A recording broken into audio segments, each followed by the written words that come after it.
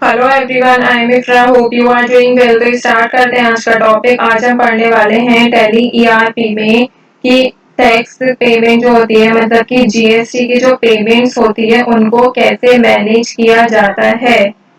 ठीक है, तो इससे प्रीवियस सेशन में आपने देखा होगा हमने कंप्लीट कर लिया है पेमेंट ऑफ टैक्स की कितनी कैटेगरीज होती हैं।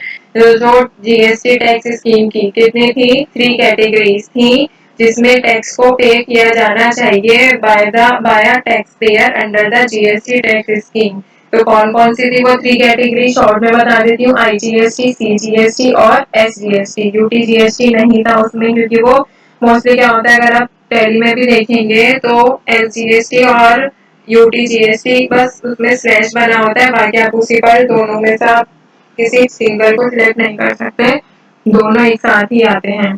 तो आईजीएसटी जो पे होना चाहिए वो सेंटर को, और एसजीएसटी भी सेंटर को। बट आईजीएसटी का केस क्या था, क्या कैटेगरी थी उसकी, कि उसको पे तो होना चाहिए सेंटर को, but in case of inter state supply. से सीजीएसटी भी पे होना चाहिए सेंटर को, but in case of inter state supply. तो इंटर और इंटर का, इंट्रा मतलब क्या होता है, with in a state. Inter state मतलब कि एक स्टेट से दूसरे स्टेट में, जैसे कोलकाता से मुंबई में। और इंट्रा का एग्जांपल दूं तो विद इन, जैसे मुंबई से मुंबई में बायर है, मुंबई में ही सेलर है। तो इसमें कंफ्यूज नहीं होना। और एसजीएसटी जो था, state goods and services tax, जो है वो पे होना चाहिए किसको, स्टेट को, but in case of inter state supply. अगर एक स्टेट से दूसरे स्टेट में सप्लाई हो रही है तो फिर जो एसजीएसटी है वो स्टेट को पे होना चाहिए। और ये कब होती है, इसकी लास्ट डेट 20 होती है एवरी मंथ की, जिसमें टैक्स पेयर को पे करना चाहिए। एवरी टैक्स पेयर को टैक्स पे कर देना चाहिए 20 डेट तक, जो कि रजिस्टर अंडर जीएसटी। अब आज के टॉपिक पर आते हैं। बहुत शॉर्ट में मैंने आपको बता दिया है, डिटेल में देखना है तो आप प्रीवियस सेशन जाकर देख सकते हैं।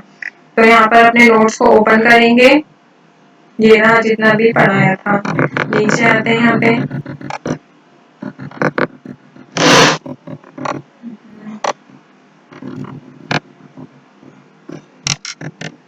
यहाँ पे हेडिंग डालेंगे, मैनेजिंग जीएसटी पेमेंट्स। तो इसमें क्या है, मैनेजिंग जीएसटी पेमेंट्स की, जीएसटी पेमेंट्स को मैनेज कैसे किया जाता है ये देखेंगे। तो यहाँ पे मैं लिखती हूँ, tax payer needs to maintain 3 ledgers which are specified by the government in the GST tax scheme। ठीक है, तो इस फर्स्ट पॉइंट में क्या कहा गया है कि टैक्स पेयर को मेंटेन करने की जरूरत होती है 3 लेजर्स। कौन कौन से, अभी उनकी बात करेंगे।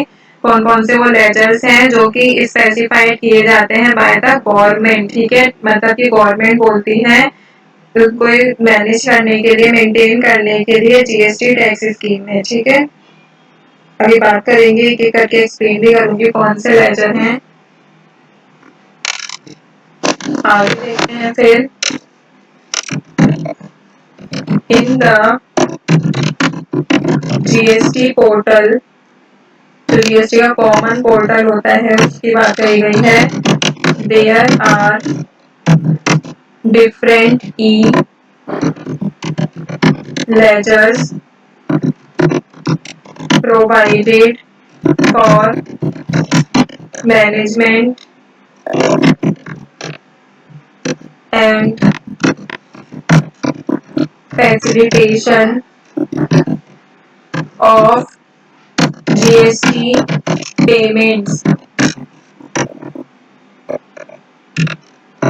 तो इसमें क्या कहा गया है, जीएसटी पेमेंट्स, यहाँ पे फुल स्टॉप लगाते हैं। सेकंड पॉइंट में कहा गया है कि जीएसटी का जो कॉमन पोर्टल होता है उसको ऊपर आपको डिफरेंट टाइप के ई लेजर्स, मतलब कि इलेक्ट्रॉनिक लेजर जो है प्रोवाइड किए जाते हैं मैनेज करने के लिए फैसिलिटेट करने के लिए किसको, जीएसटी पेमेंट्स को, मतलब कि मेंटेन करने के लिए डिफरेंट टाइप के ई लेजर्स आपको जीएसटी पोर्टल पर मिल जाएंगे। आप वहाँ पर लॉग इन करके अगर आपके पास जीएसटी नंबर है तो वहाँ से देख सकते हैं। तो यहाँ पे मैं आगे लिख रही हूँ ई लेजर्स। अब बात करते हैं ई लेजर क्या होता है। E ledgers is an electronic form of statements that records all cash and ITC transactions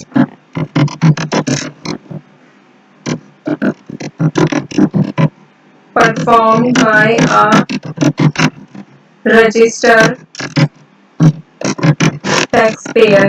तो इसमें आगे क्या कहा गया है, ई लेजर्स क्या होते हैं, इलेक्ट्रॉनिक फॉर्म होता है किसका, स्टेटमेंट्स होती है, मतलब एक तरह से उसमें जो कि रिकॉर्ड करती है सभी तरह की कैश की ट्रांजेक्शन को और आईटीसी ट्रांजेक्शन को जो कि परफॉर्म किया जाता है, मतलब जो ट्रांजेक्शन की जाती है एक रजिस्टर्ड टैक्स पेयर के थ्रू। आगे इसमें देखते हैं क्या कहा है इसमें, the tax liability of a taxpayer is also maintained in e-ledger।